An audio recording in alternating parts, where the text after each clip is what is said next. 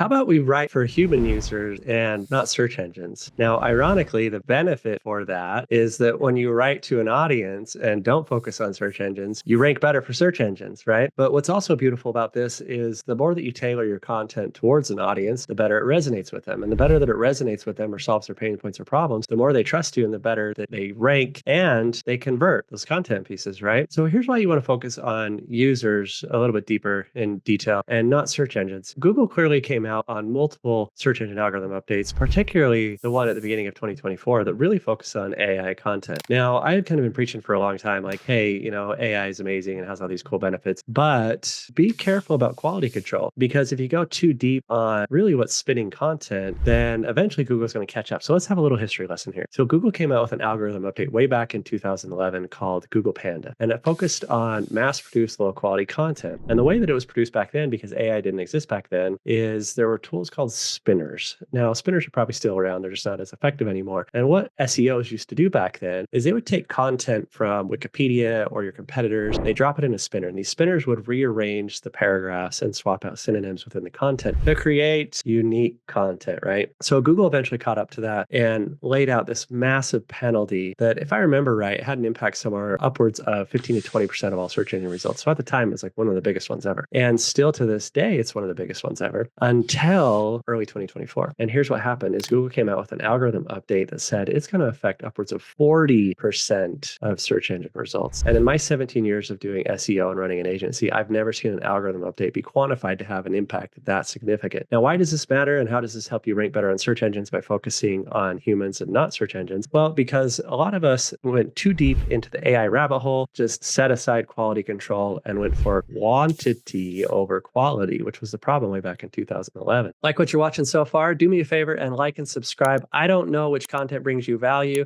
unless you tell me. So liking and subscribing will help me know to make more of these videos, solve more of your problems, answer more questions, and help take you to the next level. Do that now. Like, subscribe, back to the video.